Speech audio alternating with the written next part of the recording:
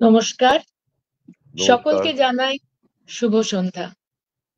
আজ 20 এপ্রিল। এখন ঘড়িতে ঠিক রাত 9টা বাজে। আর আমরা প্রতি শনিবারের মতো আজও উপস্থিত হয়েছি সংস্কৃতির বঙ্গদর্শন অনুষ্ঠান নিয়ে। আজ আমরা আছি আমাদের 22তম পর্বে। এখন চলছে 1431 বঙ্গাব্দ। আজ 7ই বৈশাখ। আমরা আছি নতুন বছরের একেবারে প্রথম শনিবারে। একই সাথে আমরা আছি রবীন্দ্র মাসেও কিন্তু। গ্রীষ্মের এই প্রবল দাবদাহে কোথাও এখন 40 ডিগ্রি চলছে, কোথাও চলছে 42 ডিগ্রি। আর তারই মধ্যে সামান্য শীতলতার সন্ধানে কথার বাড়ি আজ সন্ধ্যায় আলাপচারিতার জন্য পৌঁছে গেছে আরো একটি বাচিক দলের সাথে আলাপ করতে। কথার বাড়ির উদ্দেশ্য বাচিক দলগুলির সঙ্গে আলাপের মাধ্যমে তাদের ইতিহাস, বর্তমান এবং ভবিষ্যৎ পরিকল্পনা সম্বন্ধে জেনে নেওয়া এবং সেই আলাপচারিতা ইউটিউবের আর্কাইভে সংরক্ষণ করা। যদি কেউ ইচ্ছে প্রকাশ করেন তাহলে কথার বাড়ির ইউটিউব চ্যানেলে গিয়ে এই অনুষ্ঠান দেখেও নিতে পারেন। আমরা কিন্তু কথার বাড়ির তরফ থেকে বাংলার শ্রুতি নাটকের দলগুলির ইতিহাস বেশ কয়েকটি পর্ব ধরেই জেনে নেওয়ার নিরন্তর চেষ্টা চালিয়ে যাচ্ছি। আজ আমাদের সঙ্গে আমরা পেয়ে গেছি আমাদের আমন্ত্রিত অতিথি দল বরানগর শ্রুতি নাট্যমকে। তাদের পক্ষ থেকে আমাদের সঙ্গে আজ যারা যুক্ত হয়েছেন তাদের মধ্যে আছেন সন্দীপ দাস। সন্দীপ দা নমস্কার। নমস্কার। আছেন কুহেলি দি, নমস্কার। ভাস্বতী দি এবং উজ্জ্বলা দি, নমস্কার। সকলকে স্বাগত। অনেক ধন্যবাদ আপনাদের। আলাপচারিতা শুরু করার আগে সকল দর্শক বন্ধুদের অভিনন্দন জানাচ্ছি।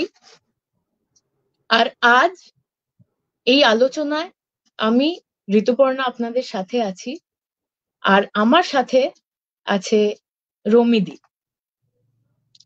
এছাড়াও স্ট্রিমিয়ার্ডের এবং কারিগরি সহায়তা দুটো দিকই দেখছে দেবস্মিতা। সমগ্র অনুষ্ঠানের মূল ভাবনায় যিনি রয়েছেন তিনি হলেন শ্রী ধনঞ্জয় ঘোষাল।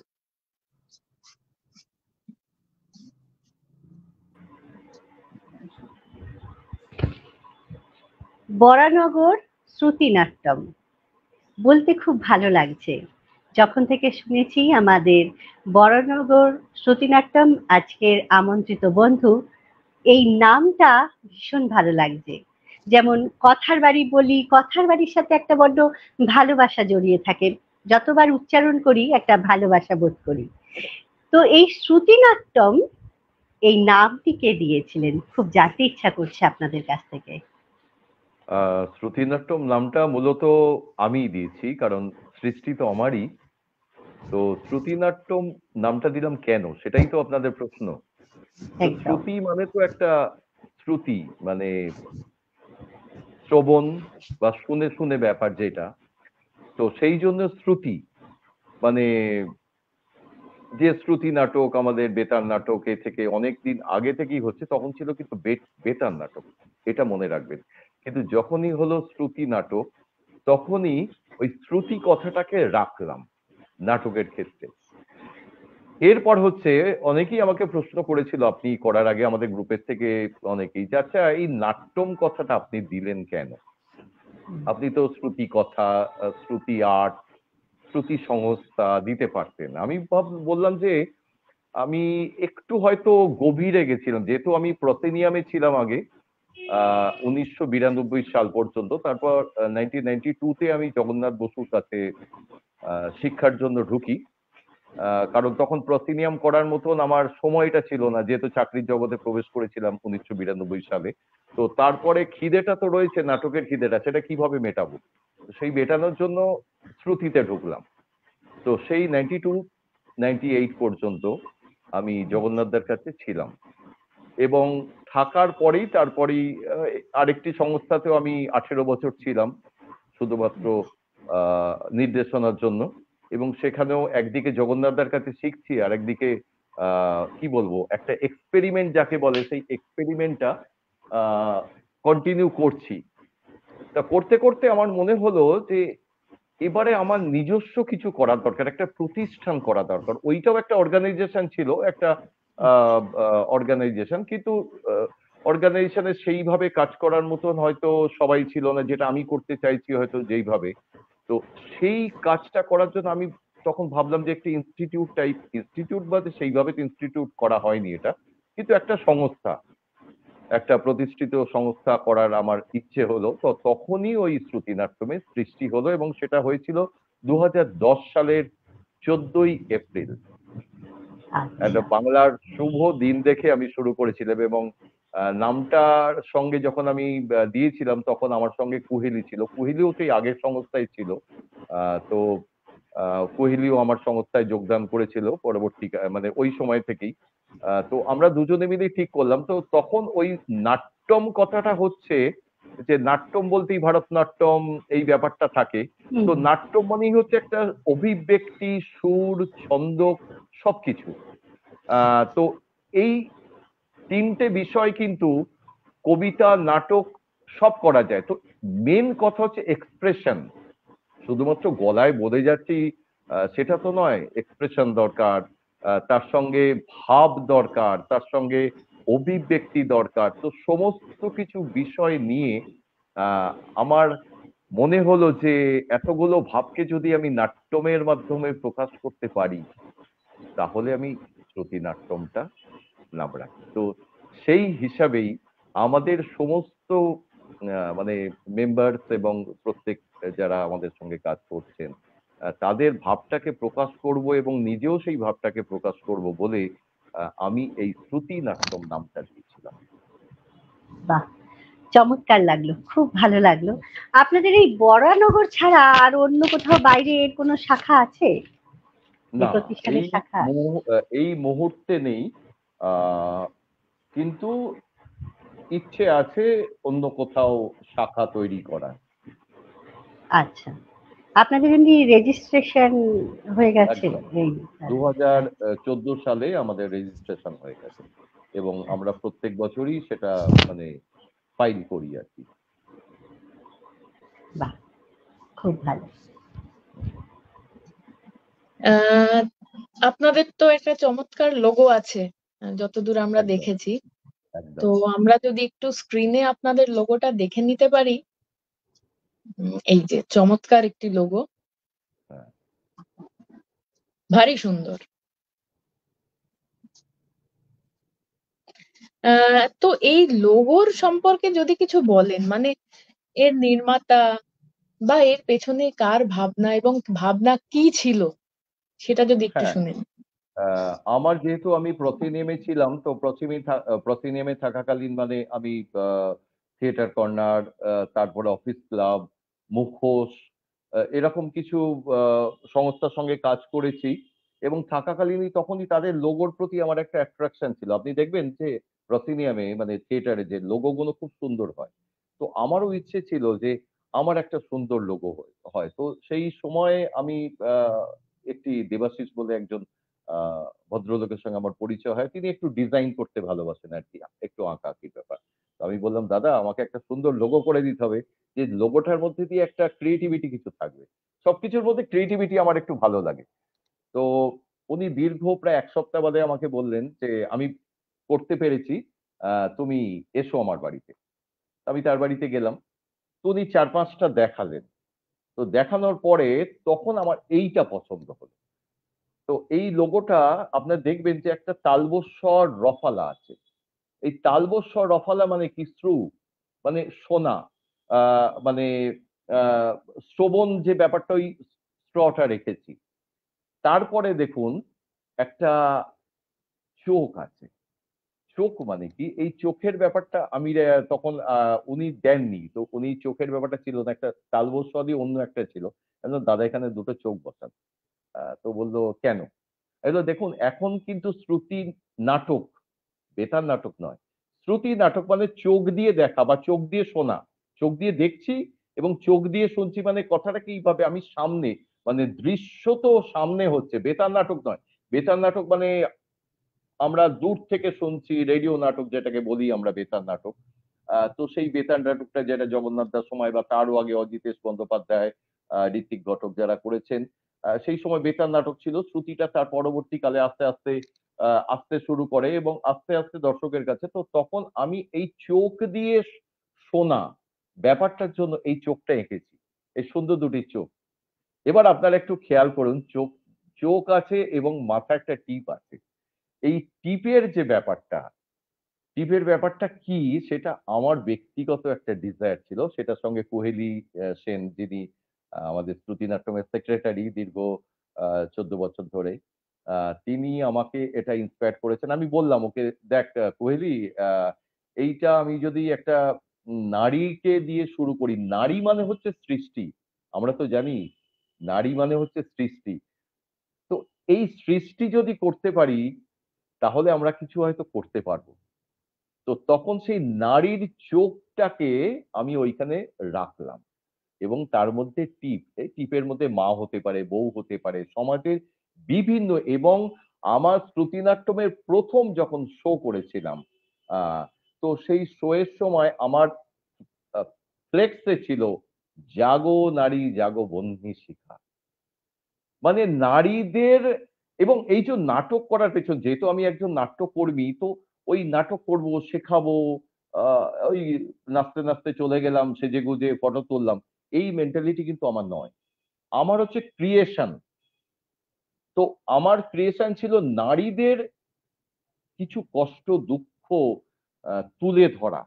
কারণ সত্যিকার এই পুরুষ শাসিত সমাজে আমরা যদি পুরাতন আমল থেকে এখন আমল পর্যন্ত দেখেছেন, এখন নারীরা অনেকটা এগিয়েছে, অনেক অনেক অনেক বেশি তারা বা পুরুষদের থেকেও এগিয়ে গেছে নারীরা। বাস চালাচ্ছে, ট্রেন চালাচ্ছে, আ মানে তারা আ আকাশেও উড়ছে। তো যাই হোক, তখন তো সেই জায়গাটা ছিল না। তো সেই নারীদের একটা কষ্ট, দুঃখ নিয়ে আমার একটা, যে সমাজে এটাকে প্রতিফলন করা দরকার। নাটকের মাধ্যম দিয়ে সমাজকে কিছু শেখাবো আমি।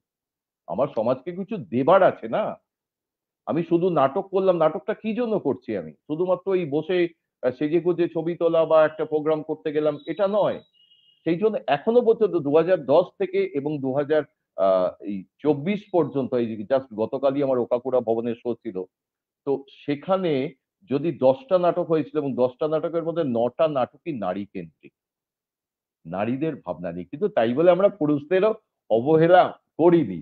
পুরুষদের নিয়েও করেছি, তাদের সংখ্যা একটু কম। সেইজন্য এই নারীর চোখ আর এই টিপটি দিয়ে আমরা একটা আইকন বানাতে চেয়েছি। ক্রিয়েশন মানে সৃষ্টি, নারী মানেই সৃষ্টি। তো বিভিন্ন ঘটনায় রবীন্দ্রনাথ থেকে শুরু করে সুনীল গঙ্গোপাধ্যায়, আ বিভিন্ন বনলতা সেন, জীবনানন্দ। তো সব জায়গায় নারী কিন্তু মেইন। নারী ছাড়া কোন সৃষ্টি হয় না। সেজন্য নারীকে আমি আমার প্রণম্য জায়গায়, আমার সৃষ্টির জায়গায় রেখেছি। চমৎকার ভাবনা। আহ বড় মনে লাগলো, নারী মানেই সৃষ্টি। আর খুব একদম, সত্যি কথা বলতে, আপনাদের লোগোটা যখন আমিও প্রথমবার দেখেছিলাম, তখন কিন্তু আমারও জননীর কথাই মনে হয়েছিল একদম। প্রথম জননী, যখন। একদম। তো চমৎকার একটা ভাবনা আমরা শুনে নিলাম। এবার আরেকটু শুনতে চাই যে আপনারা যখন আপনাদের অনুষ্ঠানগুলো করেন, হুম, সেখানে পোশাক পরিকল্পনা, নির্বাচন, হুম। এটা আপনারা কি করে করেন সেটা যদি একটু শুনি। হ্যাঁ, এই সম্বন্ধে আমি একা কেন কথা বলবো? আমাদের কোয়েলিকে আমি আ ডাইরেক্ট বলতে অনুরোধ করছি নিশ্চয়, যে আমাদের নিশ্চয়। এই চিন্তা ভাবনাটা তখন কি ছিল বা এখন কি আছে বা কি ধরনের ব্যাপার? আচ্ছা, প্রথমেই ধনঞ্জয় ঘোষাল স্যার, শ্রী ধনঞ্জয় ঘোষাল স্যার এবং কথার বাড়ির সব সদস্যদের শ্রুতিনাট্যমের পক্ষ থেকে আন্তরিক কৃতজ্ঞতা, ধন্যবাদ জানাই যে এমন একটা সুন্দর অনুষ্ঠান, সংস্কৃতির বঙ্গদর্শন, সেখানে আমাদেরকে এভাবে ডাকার জন্য, আমাদের নয়, সব নাট্য দলকে এভাবে ডাকার জন্য, তাদের কথা সবার মধ্যে পৌঁছে দেওয়ার জন্য। এটা একটা সত্যি খুব অভিনব উদ্যোগ এবং খুব ভালো উদ্যোগ। এজন্য তো অবশ্যই একটা বিগ থ্যাঙ্কস কথার বাড়িকে এবং অবশ্যই ধনঞ্জয় ঘোষাল স্যারকে। আর যেটা হচ্ছে যে আমাদের অনুষ্ঠানের সময় পোশাক নির্বাচনের ব্যাপার, তো আমাদের যেটাই যে আমরা কোনো ফিক্সড কোনো আমাদের নির্দিষ্ট যে একদম অনেক সংস্থায় থাকে একটা করে ফিক্সড শাড়ি বা কুর্তি বা কিছু সেরকম কিছু আমরা রাখিনি। কারণ আমার মনে হয় যে একই জায়গার মধ্যে আহ, একটা নির্দিষ্টের মধ্যে সীমাবদ্ধ করার কোনো দরকার সেই অর্থে নেই যে একটা নির্দিষ্ট কোনো কালারের মধ্যে বা নির্দিষ্ট কোনো ডিজাইনের মধ্যে। কারণ আমরা তো বিভিন্ন নাটক করছি, তো বিভিন্ন চরিত্র করছি, তো সুতরাং একটার মধ্যে সীমাবদ্ধ না থাকলেও চলবে। কিন্তু অবশ্যই আমরা যখন কোনো কবিতা কোলাজ করছি বা কোনো বিশেষ কোনো কিছু থিমের উপর কিছু করছি, তখন আমরা কোনো একটা কালার আমরা চুজ করে দিই যে এই কালারের ওপর সবাই পড়বে, এরকম একটা ব্যাপার থাকে। কিন্তু একদম নির্দিষ্ট কোনো একটা ডিজাইন বা কোনো পোশাক সেই অর্থে আমাদের নেই। আমরা বেশি মিলে মিশে রঙিন হয়ে আহ একটা সবকিছু একটা আনন্দ করে আর কি করার একটু পক্ষপাতী। তো সেই জন্য এইভাবেই এখন চলছে। কিন্তু অবশ্যই যখন কোনো নির্দিষ্ট ব্যাপার থাকে তখন পোশাক এবং কালার আমাদের নির্দিষ্ট করে দেওয়া হয়। আচ্ছা, আমাদের আড্ডা তো চলছে।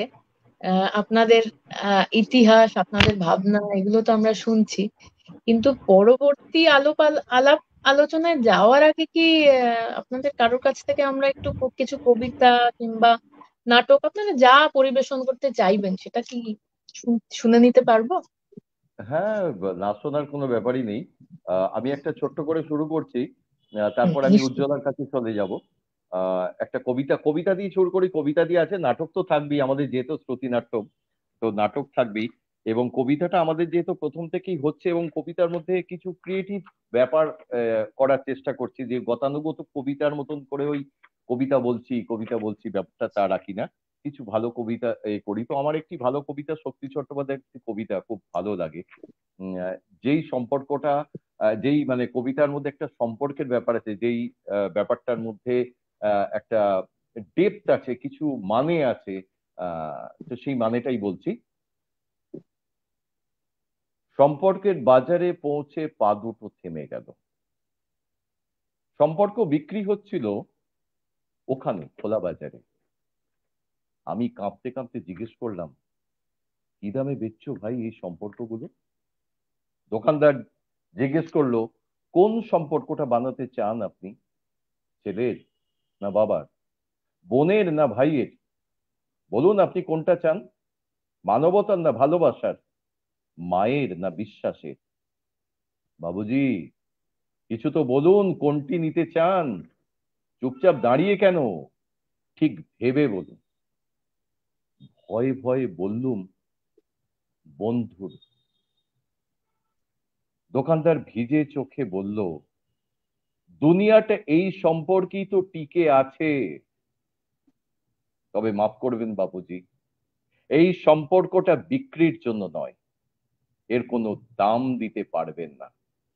আর যেদিন এটা বিক্রি হয়ে যাবে, সেদিন এই দুনিয়াটা উজাড় হয়ে যাবে। তো এই সম্পর্কের এতেই আমরা আপনারা সবাই কিন্তু মিলেমিশে আছি। এবার চলে যাচ্ছি আমি উজ্জ্বলার কাছে। উজ্জ্বলা মিউট আছে বোধহয়। আহ আমি চলে যাচ্ছি ভাষ্য দিদির কাছে।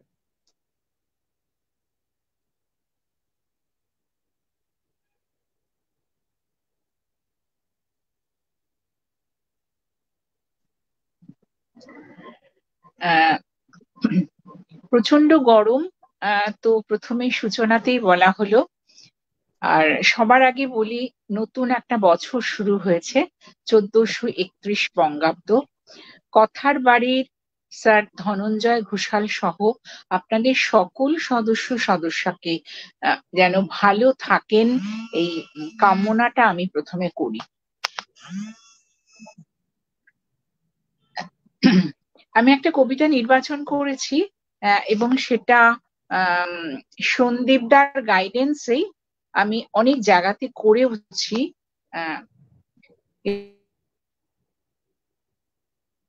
কি হলো? যান্ত্রিক কিছু আচ্ছা, হ্যাঁ, ত্রুটি হচ্ছে।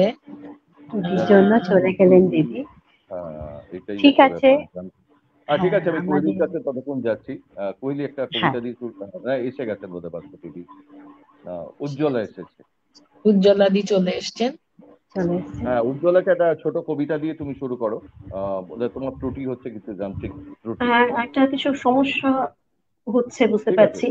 ওকে, তুমি আচ্ছা, শুরু করো, টাইম নষ্ট না আমি করে শুরু করো। প্রথম যেটা করছি সেটা হচ্ছে কবি অনির্বাণ দত্তের খুব সুন্দর একটা কবিতা, তুমি চাইলে কি না দিতে পারি আমি। তুমি চাইলে কি না দিতে পারতাম আমি, কাক ডাকা ভরে ওঠে।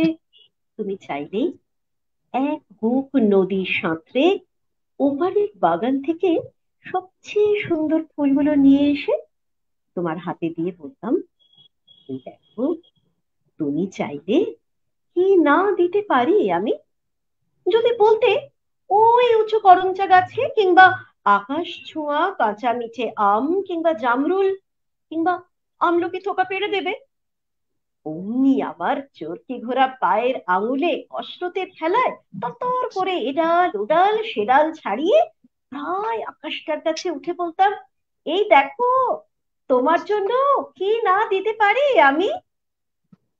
আর তেমনি তোমার বুকের ঠিক মাঝখানটাতে জমাট বাঁধা রক্তের মতো শিরশিরিয়ে ঘুরে বেড়াচ্ছে যন্ত্রণার যে বিষ পোকাগুলো, আবার শক্ত আঙুলের ফাঁকে তীক্ষ্ণ নখের পরে একটা একটা করে টিপে মারার জন্য যদি বলতে, সমুদ্র তোলপাড় করে পাহাড়ের চূড়ো ডিঙিয়ে অরণ্যের বেড়া ভেঙে প্রতিটি গাছ চিনে চিনে সেই শল্যকরণী লতা ঠিক নিয়ে এসে পাতাগুলো তোমার গায়ে ঠেকিয়ে বলতাম, এই দেখো, তুমি চাইলে কি না দিতে পারি আমি।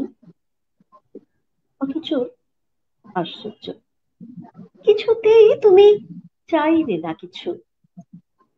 তুমি চাইলে কি না দিতে পারতাম আমি।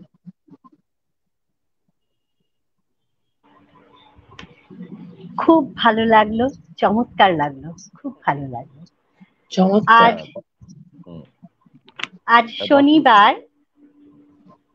সন্ধে 9টায় শুরু হয়েছে আমাদের লাইভ সংস্কৃতির বঙ্গদর্শন কথার বাড়ির উদ্যোগে।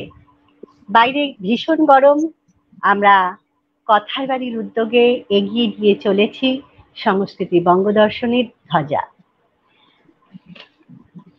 একটা জানতে চাওয়ার ইচ্ছা নিয়ে চলে যাচ্ছি যে বরানগর শ্রুতিনাট্যমের চরিত্রটা কি, মানে চরিত্র যদি বলতে হয় তাহলে কি এটা একটা কোনো অনুশীলন কেন্দ্র, নাকি এটা শিক্ষা প্রতিষ্ঠান যেখানে নাটক বা কবিতা শেখানো হয়, বা এটা কোনো একটা অনুষ্ঠান ভিত্তিক প্রতিষ্ঠান যেখানে কয়েকজন মিলে একটা প্রতিষ্ঠানের আকার দেওয়া হয়েছে, আমরা কি না, ভাবতে পারি? এটি একটি শিক্ষণ কেন্দ্র এবং সেখানে অভিনয় এবং কবিতা দুটোই শেখানো হয়।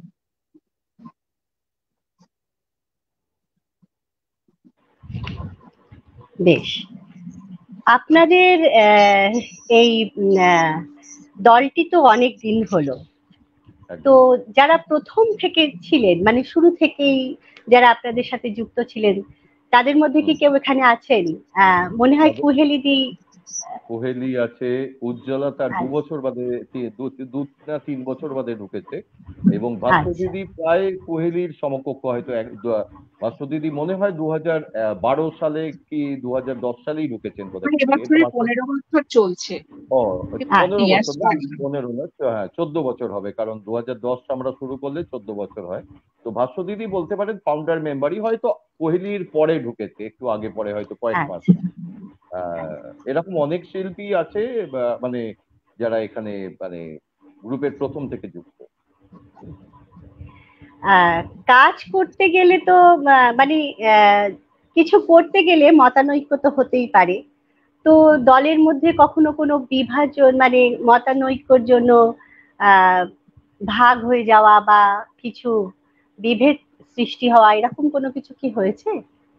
হ্যাঁ, সেটা তো হবেই। দল থাকলেই, লোক থাকলেই, জনসঙ্গম থাকলেই সেখানে তো ঝামেলা হবে। যেমন দেখুন এখন এখন কত পার্টি চারিদিকে, এই এত হ্যাঁ, পার্টির মধ্যে কিন্তু ঝগড়া লেগে থাকবে। সুতরাং গ্রুপের মধ্যে আমি যদি বলি না, আমি আমার গ্রুপটাকে খুব সুন্দরভাবে নিয়ে চলেছি, কোনো ঝগড়া অশান্তি কিচ্ছু হয়নি, তাহলে বলবো সম্পূর্ণ মিথ্যে কথা বলছি আমি। তো অশান্তি হয়েছিল সেটাই। 2017 সালে। 2017 সালে তো এখন তো বিভিন্ন লোকের এই প্রবণতাটা হয়ে যাচ্ছে যে আমি বিভিন্ন জায়গায় আমি শিখবো কি না শিখবো ব্যাপার নয়, আমি কিছু মানে প্রোগ্রাম করব, প্রোগ্রাম ওরিয়েন্টেড ব্যাপার হয়ে যাচ্ছে। এবং তার ফলে আমরা এই জগন্নাথের ঘরানাটা কিন্তু ধরে রাখতে পারছি না। যেটা ধনঞ্জয় দা এত সুন্দরভাবে ক্রিয়েশন করেন ওনার নাটকগুলো, আহ, এবং সেই নাটকগুলো ঠিক মতন জায়গায় করতে না পারার জন্য আহ যাকে বলে কি বলবো মানে নাটকের মানটা পড়ে যায় এবং রাইটারের বদনাম হয়ে যায়, রাইটার ভালো লিখতে পারিনি। কিন্তু সেটা তো কখনোই নয়। ধনঞ্জয়দার নাটকের মধ্যে যে ডেপথ আছে, আমি কেন ধনঞ্জয়দা বলছি সেটা একটু বাদে আসছি আমি।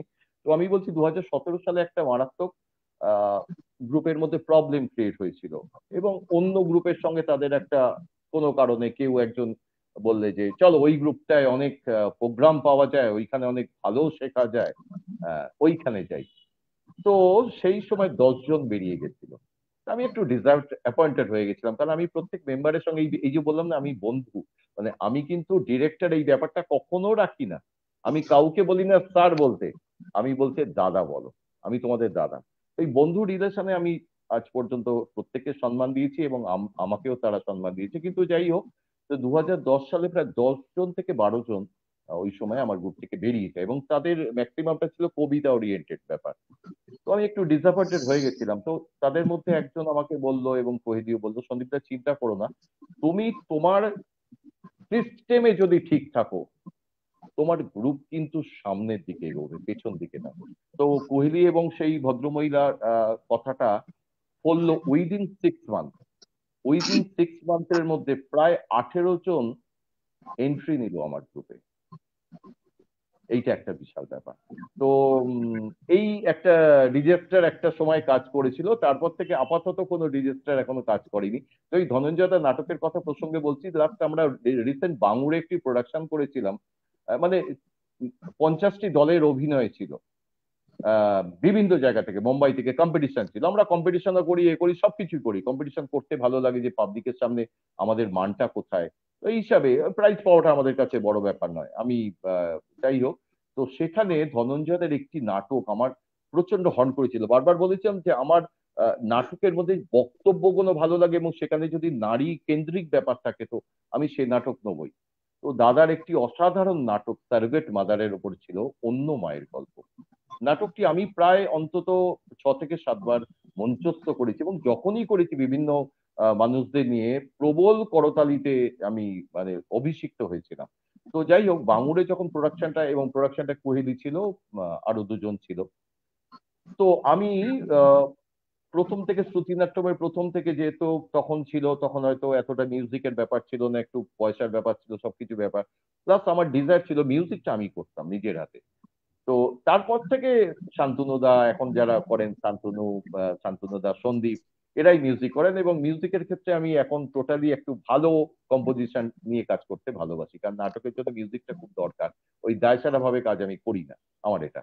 কিন্তু আমি তখন ওই মিউজিকের ব্যাপারটা ছিলাম, তো আমি দীর্ঘদিন বাদে, যেহেতু আমি ক্লাসেও এখন নাটক চলাকালীন মিউজিক দিই, এবং সেইভাবেই কবিতা বা এতে আমি এবং আমার ক্লাসের একটা সিস্টেম হচ্ছে যে শ্রুতিনাট্যমের উপরের তলায় আমি করেছিলাম ঘরটা থাকবো বলে, কিন্তু সেটি পুরোপুরি এখন শ্রুতিনাট্যমের ঘর হয়ে গেছে। একটি 15x15 17 টোটালি শ্রুতিনাট্যমের ঘর। আমার প্রোফাইলে গেলে যেটা দেখতে পাবে যে, এবং সেই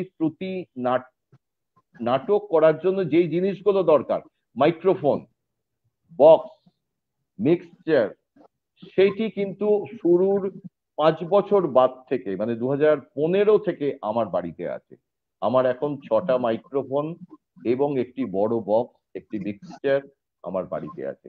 এবং প্রত্যেকে মাইক্রোফোনের মাধ্যম দিয়ে আমাদের, কিন্তু হ্যাঁ, সবসময় মাইক্রোফোন ইউজ করি না, কারণ ভয়েসটার ব্যাপার প্রোগ্রাম যখনই হয় তখনই আমি মাইক্রোফোনটা ইউজ করি, দেখাই যে কারণ মাইক্রোফোনে যদি সাউন্ডটা ঠিক মতো না আসে সেক্ষেত্রে তো অভিনয়টা সেই জায়গায় পৌঁছয় না, সেই শ্রোতার জায়গায় পৌঁছতে পারি না। সেই জন্য সিস্টেমেটিক ওয়েটে মাইক্রোফোন হয়। যাই হোক, আবার ফিরে যাচ্ছি ধনঞ্জয়দার ওই নাটকের কথায়। তো বাঙুরে আমি কোয়েলিদে বললাম যে কোয়েলি অনেকদিন বাদে আমার ইচ্ছে করছে তোদের নাটকে মিউজিক দিই। বলে দাও না, তুমি তো ক্লাসে দাও, এখানেই দাও। তো সেই মিউজিক কম্পোজ নিয়ে বসেছিলাম। তো আমার মনে আছে আমি রাত্রির তখন বাজে 11টা, একটু রাত জেগেই আমি কাজগুলো করি। তো 11টার সময় মিউজিকটা শুরু করেছিলাম, দাদার নাটক বলে কথা। এবং ধনঞ্জয়দাকে আমি প্রচন্ড শ্রদ্ধা করি, এবং কেন জানি না ধনঞ্জয়দার সঙ্গে একটা বন্ধুত্ব, একটা সুন্দর মানুষ যার সঙ্গে আমার মনের মিল হয়েছে। আমি যাত্রার সঙ্গে মিশি না, মানে মিশতে পারি না, কথা বলি হয়তো কিন্তু মিশতে পারি না, কিন্তু দাদার সঙ্গে অবচেতন মনে কোথাও একটা সম্পর্ক তৈরি হয়ে গেছিল। তো যাই হোক, সেই দাদার নাটকটা নিয়ে আমি বাঙুরে গেছিলাম। তো সেখানে মিউজিকটা আমি রাত্রির তখন বাজে 11টা, 11:30 খাওয়ার পরে আমি শুরু করলাম। যখন শেষ করলাম তখন খেয়াল নেই, আমি তো যখন করি মিউজিক করি তখন তো খেয়াল থাকে না অন্যদিকে। তখন বাজে 4:20। তো তো এই দীর্ঘ সময় ধরে আমি নাটকের মিউজিকটা করেছিলাম। এবং যারা বাঙুরে সেই সময় ছিল, যে দিনটি এই নাটকটি হয়েছিল, তারা প্রত্যেকে, এবং ওই জাজ মিতালি ছিল, মিতালি বলতে বাকের একজন সদস্য, মিতালি নাম অনেকেই জানে, খুব ভালো মহিলা। তো যাই হোক, দর্শকের মধ্যে বেবি রায় ছিল, আরো থিয়েটারের অনেক ছিলেন, নামটা বলতে পারবো না জাজের কারা ছিলেন, খুব ঋদ্ধ মানুষ ছিলেন। তো প্রত্যেকে তারা প্রশংসা করেছে ওই মিউজিকটা, এটা আমার, এবং অনবদ্য নাটক হয়েছিল। এবং কোহেলি ওই নাটকের মধ্যে একটি মানে চরিত্র করেছিল, এবং অসাধারণ চরিত্র করেছিল। এবং কোহেলির অ্যান্টি ক্যারেক্টার, কোহেলি কিন্তু ওর যা ভয়েস, ওর লেভেল, ওর করার কথা ছিল না, একটি মহিলার কথা, সে অসুস্থ হয়ে পড়ে, কোহেলি অ্যাকচুয়ালি করেছে অন্য মায়ের গল্পের মেন সারোগেট মা। এটা কোহলির কাছে একটা, এই সম্বন্ধে কোহলির কাছে আমি একটু শুনতে চাই, যে আমি একা বলেই যাচ্ছি, কোহলি একটু অন্য মায়ের সন্তানের বলুক কিছু। আচ্ছা, আমরা একটু জেনে দিতে চাই, আপনারা এর সঙ্গেও একটু জানিয়ে দিন যে আপনাদের এই শ্রুতিনাট্যমের ঠিকানাটা, মানে এখানে দর্শক বন্ধুরা যদি কেউ যোগাযোগ করতে চায় কিভাবে তারা যোগাযোগ করবে, সেটাও একটুখানি জানিয়ে দিন। এটি হচ্ছে বড়নগর দর্জিপাড়া, 82/38 মহারাজা নন্দকুমার রোড, কলিকাতা 36। মানে বড়নগর দর্জিপাড়া বললে মোটামুটি আমার শ্রুতিনাট্যম সবাই চিনে নেবে। বরানগর মানেই শ্রুতিনাট্যম বরানগর, যেহেতু বরানগরের সঙ্গে এখন তো মানে নামের সঙ্গে একটা জায়গার নাম, মানে যখন রেজিস্ট্রেশন করতে যাই তখন এখন নিয়ম হয়ে গেছে যে জায়গার নাম বরানগর শ্রুতিনাট্যম, বরানগর প্রতিশ্রুতি বলে আর একটা দলও আপনারা প্রথম করেছেন সুমিত অধিকারীর ক্ষেত্রে। এরকম বরানগর কথাটা দিতে হয়, সেই জন্য বরানগর। তো আমাদের হচ্ছে বরানগর দর্জিপাড়া, 82/38 মহারাজা নন্দকুমার রোড, সাউথ। হ্যাঁ, কোহেলির কাছে যাই। কোহেলি ওই দাদার নাটক সম্বন্ধে কিছু মানে রোলটা সম্বন্ধে কি তুই বলতে চাস? হ্যাঁ, যেটা ব্যাপার হলো যে বাঙুরে আমাদের তো বিশাল একটা প্রতিযোগিতা হয়েছিল, সেখানে অন্য মায়ের গল্প সন্দীপদা এই নাটকটা করবো মনস্থ করেছে। তো আমি প্রতিযোগিতায় ছিলাম না, কোনো কম্পিটিশনে ছিলাম না। এবং যিনি সারোগেট মাদার, অরিজিনাল যিনি মানে আর কি সারোগেট মাদারের যে চরিত্রটা, সেটা অন্য একজন করছিলেন এবং খুব সুন্দর করছিলেন। তার বয়স হিসেবে, তার ভয়েস হিসেবে একদম পারফেক্ট চরিত্র ছিল। তা আমাকে যখন বলা হলো তিনি একটু বিশেষ কারণে অফ হয়ে গেছে, যে সময় বেশি হাতে নেই, যে তোকেই এটা করতে হবে। তো আমি একটুখানি আপত্তি করেছিলাম, কারণ আমার মনে হয়েছিল যে ওটা হয়তো আমার পক্ষে ঠিক সেই অর্থে সুটেবল নয়। আর বিশেষত ধনঞ্জয় স্যারের লেখা, যে আমি কতটা এই চরিত্রটার প্রতি আর কি সুবিচার করতে পারবো এই ব্যাপার। কিন্তু যখন বললাম যে করছি, যখন এতটাই ভালো লেগেছে, মানে অনেক সময় হয় না রাইটারের লেখা কিন্তু কোনো নাটকের প্রতি আগ্রহ জন্মায় এবং সেটাকে আরো ভালো করতে ইন্সপায়ার্ড করে। তো আমাকেও সেটা করেছিল এবং খুবই আনন্দের বিষয় যে আমাদের এই নাটকটি, এবং সন্দীপদা তাতে আবহ দিয়েছিল, যে বিচারকের বিচারে পুরস্কৃত হয়েছে। তো এটা আমাদের কাছে এবং শ্রুতিনাট্যমের কাছে এটা একটা বড় পাওনা। তো এর জন্য তো অবশ্যই ধন্যবাদ রাইটারকে, ধন্যবাদ পরিচালককে এবং আবহ তেও সন্দীপ দা ছিল, তো তাকে, তো এটা একটা শ্রুতিনাট্যমের থ্যাংক ইউ। বিশেষ প্রাপ্তি ছিল।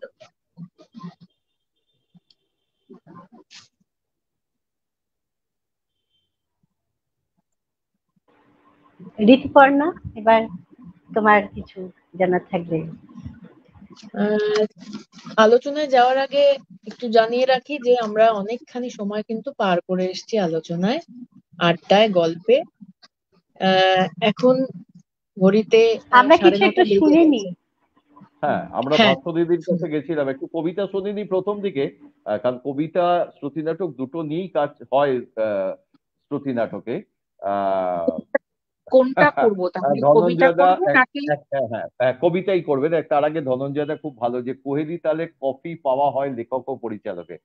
কোহেলি এটা দারুণ লিখেছে, ধনঞ্জয় দার লেখা এবং সত্যি অসাধারণ। যে মানে কথা ভাষাতে তো আমরা মুগ্ধ। যে যাই হোক, ধনঞ্জয় দার কাছ থেকে তোর এটার জন্য একটা মানে এ মানে কপি পাওনা হয়ে গেল কিন্তু। আর সত্যি মানে অন্যময়ের গল্পে যে ক্যারেক্টারটা ছিল, যে কোহেলি যখন লাস্টে ওই জায়গাটা রিচ করছে, যে আমি তো একটা ভাড়াটে মা, নিজের ভাড়াটে মা নিজের যে জন্ম দিয়ে সেই যখন অন্য এই এই যে একটা নাটক হয়েছিল, মানে নাটক না সিনেমা হয়েছিল, চোরি চোরি চুপকে চুপকে, সালমান খান আর প্রীতি জিন্টা, এবং যদি ভুল না করে থাকি তো ওই হঠাৎ মেয়ে রানী রানী মুখার্জি ছিল বোধহয়। তো ওই গল্পটা এরকম। তো সেখানে একটা জিনিস আমার খুব মানে এই ব্যাপার, সারোগেট মায়ের এবং দাদাকে ধন্যবাদ এই ধরনের নাটক দেওয়ার জন্য আমাদের দর্শকদের, মানে যারা শিল্প এবং সবাই করে বেড়াচ্ছে, যে আহ, নিজের বাচ্চাকে অন্যের কাছে দিয়ে দেওয়ার যন্ত্রণাটা কত মারাত্মক, সেটা অপূর্ব মানে শিল্প নৈপুণ্যে দাদা ফুটিয়ে তুলেছেন, এবং কোহলি সেটাকে ঠিক জায়গায় করেছেন। ধন্যবাদ। আমি ভাস্কর ওইখানে দিদির কাছে সবাই চলে যাব। প্রত্যেকেই হ্যাঁ প্রত্যেকেই হ্যাঁ, নাটকটিতে খুবই এবং ভালো, সকলে প্রত্যেকে ঝরঝর যারা করে ছিল। কাঁদছে লাস্টে, লাস্টে ঝরঝর করে কাঁদছে। আর লাস্টে যখন অরিজিনাল মা, ওই ডায়লগটাও দাদা শেষটা দিয়েছে, যে যখন অরিজিনাল মা এসেছে, মানে যে আর কি ভাড়া দিতে ইন্সপায়ার করেছিল সারোগেট মাদারকে, সে লাস্টে বলছে, একটাই ডায়লগ দাদা দিয়েছিলেন, আমি কি মা হওয়ার যোগ্য? Really it's a mind blowing drama. তো আমি আর বেশি কথা বলবো না, ভাস্কর দিদির কাছে কবিতায় চলে যাব, তারপর আমাদের নাটক তো হবেই। কবিতা, আচ্ছা।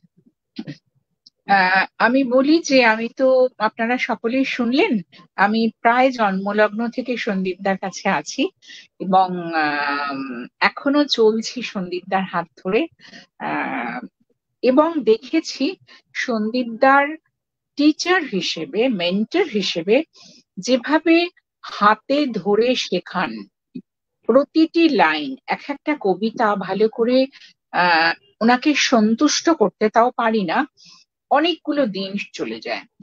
প্রথমে আমি কবিতাই শিখতাম, তারপরে আস্তে আস্তে নাটকের দিকে ঝুঁকলাম।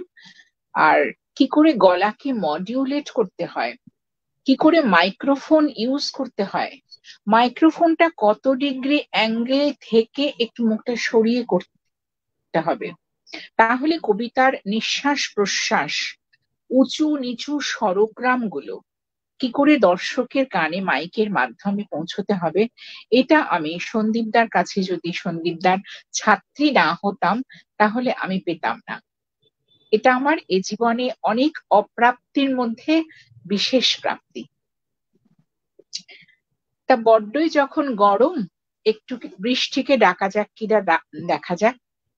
আর এই বৃষ্টি আসছে এখন আমাদের কাছে, রবীন্দ্র আমাদের সকলের স্পর্শকাতর জায়গা, কবিগুরু রবীন্দ্রনাথ। বৈশাখ মাস এসে যাওয়া মানেই রবি মাস। কবিতাটি লিখেছেন কবি শুভ দাশগুপ্ত। তিনি তার কবিতায় বর্ণনা করেছেন যে কিভাবে হঠাৎ এক বর্ষণ সিক্ত রাত্রে অঝোরে বৃষ্টি পড়ছে, তখন কবির মানসপটে কবি রবীন্দ্রনাথ ধরা দিয়েছেন। কবিতাটির নাম যখন আকাশ কাঁদে। বৃষ্টি পড়ছিল খুব, শ্রাবণের শহর গভীর রাতে স্নান করছিল। দরজায় কড়াঘাত। দরজা খুলে দেখলাম দীর্ঘ দেহ গোড়ালি পর্যন্ত বাউলের মতো আলখাল্লা এক ঝলমলে মানুষ, বুক পর্যন্ত তুলোর মতো সাদা দাড়ি। চেনা চেনা ঠেকলো। বারান্দার আলোটা জ্বাললাম।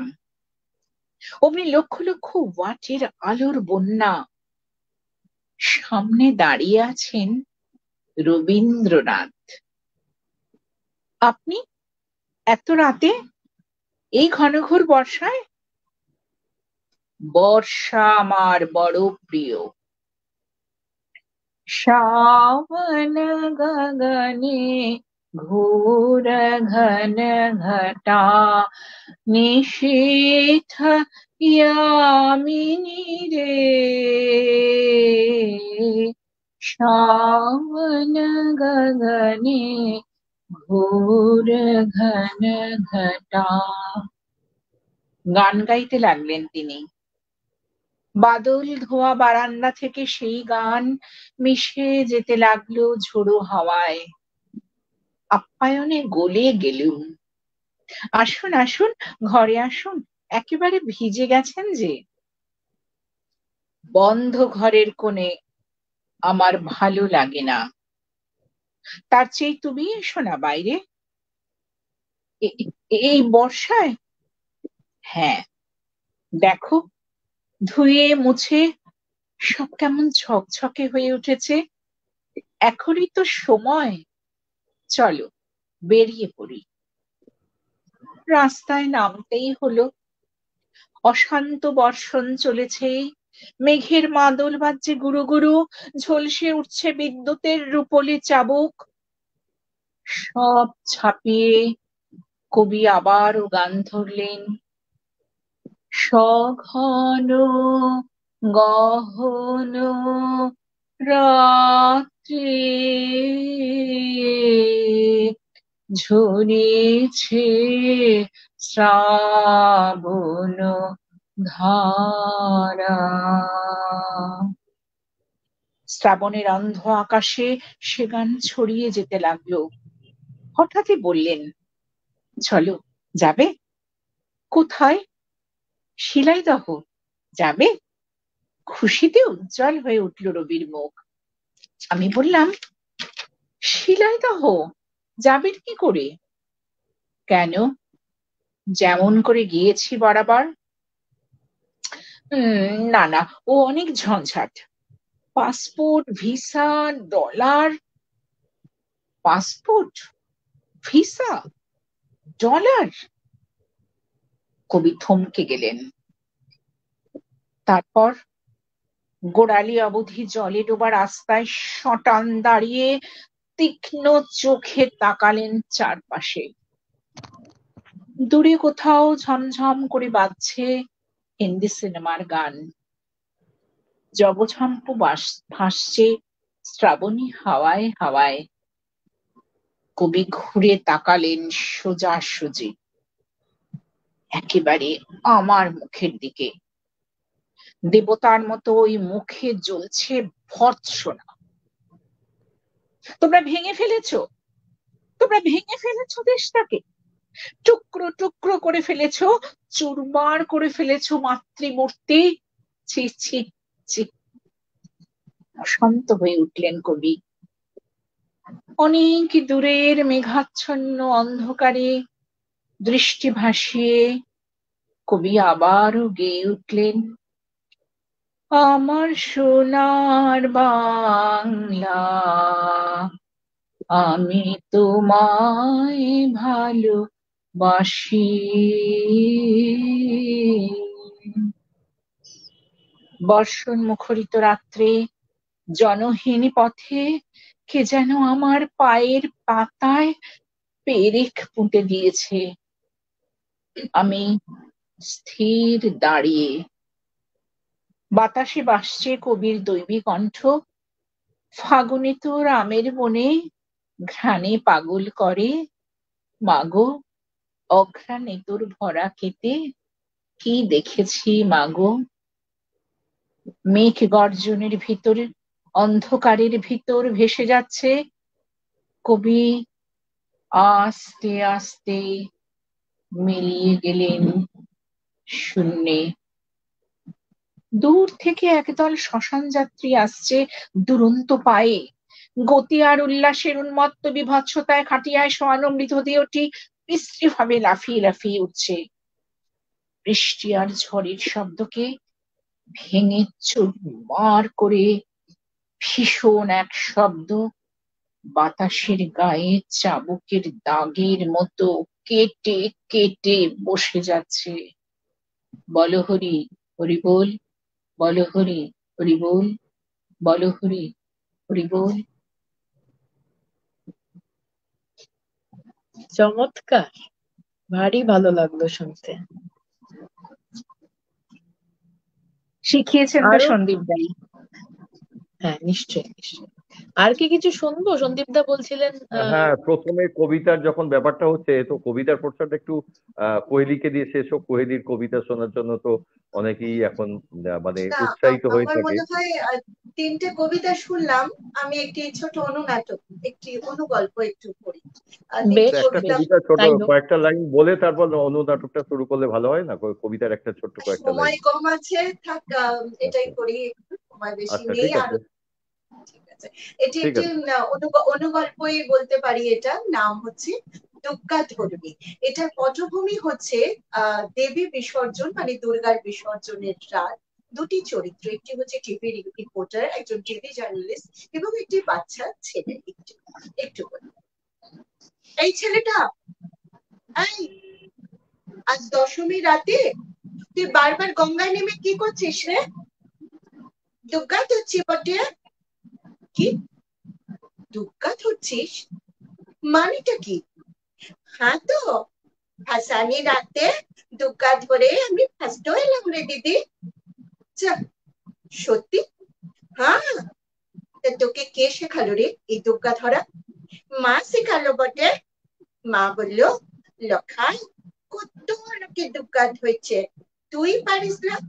জলে ভেসে যায় ঠাকুরের কাপড়, টাকি সাজ, কত কি। কি সুন্দর রে লখাই, তুই খুলে নিয়ে আসবি। তা কি করিস ওগুলো? ওগুলো মালিয়ে এলে বেচে দেয় মহাজনকে। যেদিন বেচে আমরা সেদিন ভাত খাই। আমার কিন্তু লুচি ভালো লাগে জানো দিদি, মা দেয় না। তোর বাবা আছে? বাপ, মা একটা বাপ এনেছিল বটে, আমাকে খুব মারতো। আর মার টাকা চুরি করে মদ খেত। মা একদিন সেটাকে তাড়াই দিল। আর বাপলাই। ও, তাই বুঝি। তা তুই স্কুলে পড়িস না? পড়ি তো, অনেক পড়ি। সীমা দিদি আছে না, ফুটপাতে স্কুলে পড়ি। A B C D. বাবা, তুই তো অনেক শিখেছিস। আরো শিখবো তো। আমি ডুব সাঁতার শিখবো গো দিদি। গঙ্গার অনেক অনেক অনেক নিচে চলে যাব। ওখানে মুক্তোর মালা আছে জানো দিদি, তুলে এনে না বোনটারে পরাই দিব। ডুবুরি হবি? জলে তলায় ভয় করে না তো? করে তো। দুর্গা ধরতে গিয়ে যখন দুর্গা আমায় ধরে, ভয় করে তো মাটকে আসে। ওষুধটা না আমার গলা টিপে ধরে গো দিদি। তখন কি করিস? তখন তখন একদমই জলে ডুব দিয়ে পলাই আসি। বাঁচতে হবে তো, আমি না বাঁচলে বোনটাও তো বাঁচবে ক্লাই। তোর বোন লেখাপড়া করে না? করতো তো, এখন করে না। এখন ও রাস্তায় গাড়ি থামায় ভিক্ষা করে, উত্তেজনা অনেক বেশি। ও, তা লখাই, তোর সবচেয়ে কি ভালো লাগে? আমার বাজনা। বাজনা গো দিদি। ভাসানের রাতে ব্যান্ড বাজে আর আমার শরীরে আগুন ধরে যায়। কি করিস তখন? তখন আমি উড়ি, উঠতে উঠতে চলে আসি গঙ্গার ঘাটে। ছাপ্পাই পরি চলে, দুঃখা ধরি। বুধন কাশি পিল্লুর থেকে অনেক অনেক অনেক বেশি ধরতে হবে যে। আমাকে যে ফার্স্ট আসতে হবে দিদি। নিশ্চয়ই নিশ্চয়ই তুই ফার্স্ট আসবি। আর আমার বোনটা বোনটা দাঁড়ায় হাততালি দিয়ে নাচবে, বলবে দাদা রে ওই যে আরেকটা ধর ধর দাদা ধর। আমি ধরবো, ধরলেই তো খেতে পাবো, ভাত পাবো, লুচি পাবো, আমরা বেঁচে যাবো না দিদি। লক্ষাই, তোরা বাঁচবি, নিশ্চয়ই বাঁচবি। আচ্ছা লক্ষাই, তোকে একটা শেষ প্রশ্ন, তুই তো দেশের নাম জানিস না? সে কি, আমি শুধু আমার নাম জানি, লক্ষাই দুক্কা ধরুনি। বাহ, লক্ষাই দুক্কা ধরুনি, বেশ নাম। ভালো থাকিস লক্ষাই। তুমি আবার এসো গো দিদি। আসবো রে, নিশ্চয়ই আসবো। আমরা এতক্ষণ কার সঙ্গে কথা বলছিলাম জানেন? ভারতের আগামী প্রজন্মের এক প্রতিনিধির সঙ্গে, যার নাম লখাই দুক্কা ধরুনি, যে তার দেশের নাম জানে না। দেবী বিসর্জনের রাত, একদিকে বিসর্জন, একদিকে উপার্জন, জীবন দোটানার ন্যায় ভেসে চলেছি আমরা। ভাসতে ভাসতে কোন সাগরের পানে যাচ্ছি আমরা নিজেরাও জানি না। ক্যামেরায় কিংসুকের সাথে আমি মধুরিমা, চ্যানেল খোলা চোখের যোগ চানকের ঘাট, সুতানতি, গোবিন্দপুর, কলকাতা। অপূর্ব অপূর্ব। খুব ভালো লাগলো, খুব খুব ভালো লাগলো। কথার বাড়ি বরানগর শ্রুতিনাট্যমের প্রতি অনেক শুভেচ্ছা জানায়। খুব ভালো করে কাজ এরকম সুন্দর করে আপনারা এগিয়ে যান। আমরা অনেকটা সময় পার করলাম। এখন বোধহয় আমরা শেষ করার কাছাকাছি চলে এসেছি। আজ 20 এপ্রিল 2024। কথার বাড়ি সবসময় চেষ্টা করে একটা ইতিবাচক মনোভাব তৈরির। তাই কথার বাড়ি বিশ্বাস করে নাটক মানে বিনোদন নয়, আন্দোলন। এখানেই কথার বাড়ি একটু জানতে চায় যে পরবর্তী প্রজন্মের হাতে, মানে কোন প্রজন্মের হাতে আপনারা আপনাদের এই প্রতিষ্ঠানকে তার দায়িত্ব তুলে দেবার জন্য বিশ্বাস রাখেন আর কি, আপনাদের যে ধ্বজা হ্যাঁ, আমাদের ধ্বজা পরবর্তী যারা আমাদের, প্রজন্মের হাতে। হ্যাঁ পরবর্তী প্রজন্মের হাতে, কারণ আমাদেরও বয়স হচ্ছে, আমাদেরও ততটা এবিলিটি কমে যাচ্ছে আস্তে আস্তে। সেই জন্য আমরা প্রজন্মকে ঠিক করেই রেখেছি, যাদের আমাদের মধ্যে সিনিয়র যারা আছেন এবং যারা নতুন আসছে, তাদের মধ্যে অনেক ছেলে বা অনেক মেয়ে, বিশেষ করে যেহেতু এই নারীদের নিয়ে আমি কাজ করি বলে এখানে আমাদের 96% নারী এবং 4% ছেলে, ব্যাপারটা এরকমই হয়ে গেছে।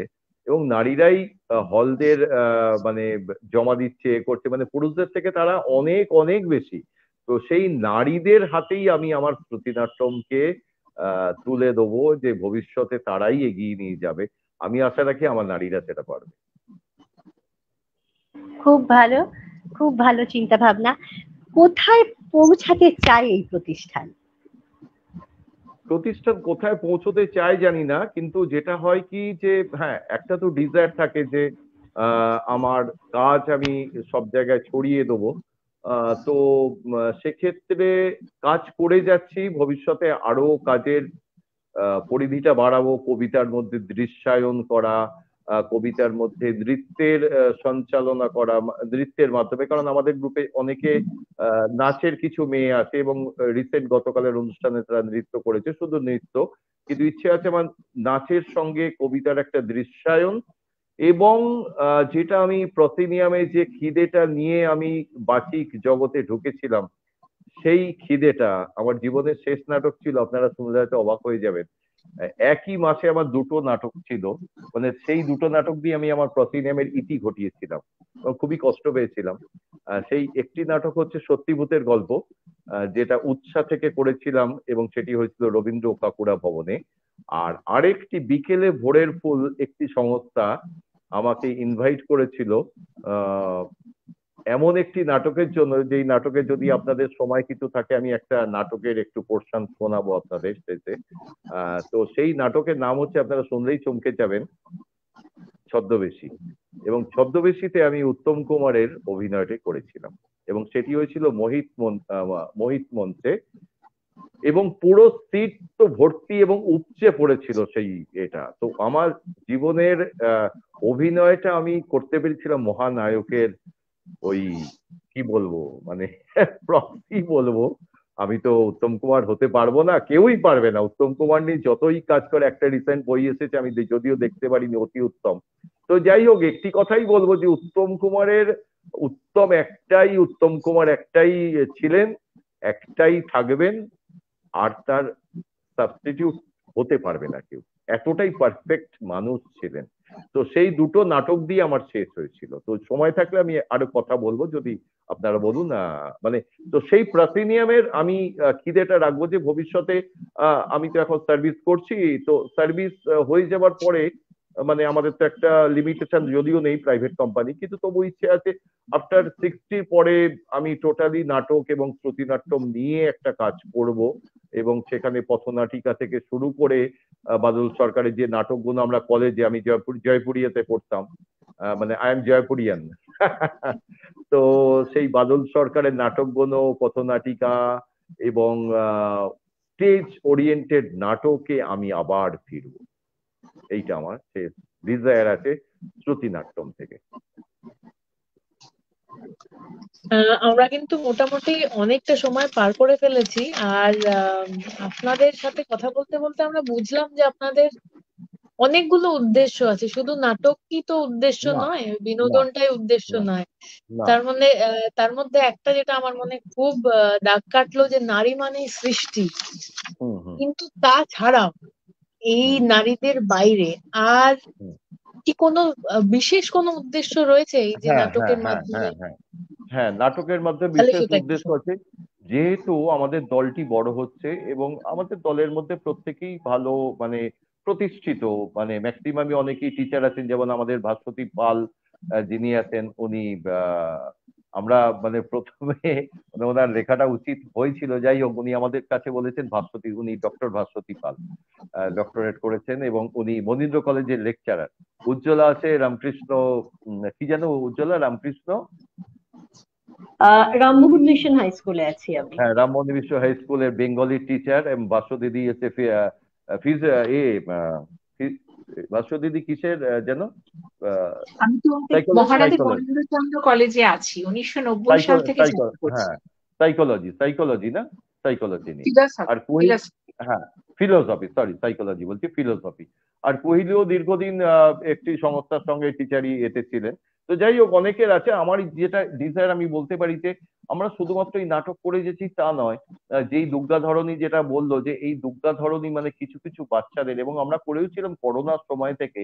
আমরা কিছু কিছু জায়গা, বাট সেটা আমরা প্রকাশ করি না। বা কোহলিও প্রকাশ করে না। কোহলি আমাদের যেটা করে, ভারত সেবাশ্রমে অনেক কিছু গিফট করে এবং অনেক ডোনেট করে বছরে, সেটা কিন্তু আমরা ওই দেখুন দাঁড়িয়ে, এটা দেখবেন আপনার ফেসবুকে আছে, অনেকে এই যে দিচ্ছে, ডোনেট করছে, সঙ্গে সঙ্গে ছবি, মানে আমি ডোনেট করছি, এই একটা ব্যাপার। কিন্তু আমি মনে করি যদি মন থেকে ডোনেট ব্যাপারটা করতে চাই, তো সেটাতে আমার ছবি না থাকলেও হবে, আমার কিছু এসে যায় না। আমার মানসিকতা হচ্ছে একটি মানুষ, একটি বাচ্চা এগিয়ে যাবে। তো আমরা করোনার সময়, যদি আপনি জিজ্ঞেস করলেন বলে আমি বলছি, করোনার সময় আমরা গ্রুপ থেকে আমরা সুন্দরবনে, তখন আপনারা শুনেছেন যে একটা হয়েছিল, একটা ওই যখন করোনা নয়, তাই একটা ওই হয়েছিল, একটা ওই যেটাকে বলে ওই ঝড় হয়েছিল, যেটা না, সেই ঝড়ের সময় সুন্দরবনের আমফান। ক্ষতিগ্রস্ত। আমফান। হ্যাঁ, হ্যাঁ, হ্যাঁ, আমফান। তো সুন্দরবনের অনেক ক্ষতিগ্রস্ত মানুষ, বাচ্চাদের জন্য আমরা কিছু ডোনেট করেছিলাম, শাড়ি, জামা, পয়সা, যেটা। এবং আমরা করোনার সময়ও সেই সময় যারা খেতে পারতেন না, বা যারা, একটা তো বিশাল কাণ্ড হয়েছিল, সেই সময়ও আমরা কিছু ডোনেট করে থাকি, ছিলাম আমিও ব্যক্তিগতভাবে। এবং এছাড়াও আমাদের গ্রুপের অনেকেই ব্যক্তিগতভাবে অনেক সংস্থার সঙ্গেও, পার্শ্ব দিদি থেকে শুরু করে অনেকেই বিভিন্ন জায়গায় ডোনেট করে। তো এটাকে আমরা যদি এই গ্রুপটাকে একটা বিশাল জায়গায় রিচ করতে পারি এবং পাবলিকালি আমরা শো করে, এখনো পর্যন্ত টিকিট বিক্রি করে আমরা সেই জায়গাটা করিনি, কারণ আমি কোনো সেলিব্রিটি নিয়ে কাজ করি না এখনো পর্যন্ত। আমি সেইভাবে কাজ করিনি, তো ভবিষ্যতে হয়তো করলেও করতে পারি। কিন্তু আমি আমাদের প্রত্যেকে মানুষের জায়গায় রিচ করিয়ে, সেইভাবে আমরা ভালো কিছু প্রোডাকশন করে টিকিট বিক্রি করে সেই পয়সা আমরা বাচ্চাদের জন্য বা অনাথ আশ্রমের জন্য ডোনেট করতে চাই। এবং ভবিষ্যতে কিছু বাচ্চাদেরও আমাদের এখানে নিয়ে এসে কাজ করানোর আমার প্ল্যান আছে। খুব চমৎকার চিন্তা ভাবনা। আমরা ঘড়িতে কিন্তু 1 ঘন্টা পার করে ফেললাম। সময় আমাদের সময় দিচ্ছে না আজকে, বড় মনে তাড়াতাড়ি হচ্ছে চলে এক যাচ্ছে। লহমায় পার হয়ে গেল, মনে হচ্ছে এক লহমায় চলে গেল। এক লহমায়, একদম আমারও তাই মনে হচ্ছে, রমিদিরও নিশ্চয়ই তাই মনে হচ্ছে।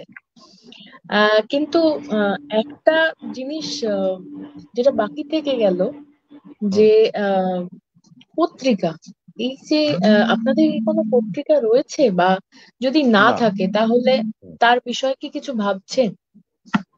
না, পত্রিকা নিয়ে কিছু ভাবিনি, তবে ভবিষ্যতে কোনো সুভিনিয়ার বা ওই ধরনের কিছু করার প্ল্যান আছে। পত্রিকা নিয়ে এখনো কিছু ভাবার জায়গা নেই, কারণ সেইভাবে আমাদের মধ্যে কেউ সেইভাবে হয়তো লেখেন অনেকে, কেউ কোহেলি বা বাসু দিদি, উজ্জ্বলা, এরা ছোটখাটো লেখা লেখেন, কিন্তু সেইভাবে পত্রিকা প্রকাশ করার মতন এই মানসিকতা এখন নেই আমাদের। রমিদি আমরা চিন্তা এবং করতেই পারি, আপনাদের বছর অনেক পরে চিন্তা করতেই পারি, আচ্ছা, তাই না? আমরা একটু চিন্তা করতেই পারি, হ্যাঁ, আমাদের চিন্তা মধ্যে করতে অনেক পারি। প্রতিভা নিশ্চয়ই, রয়েছে। হ্যাঁ নিশ্চয়ই, নিশ্চয়ই পারেন। রমিদি কিছু বলবে?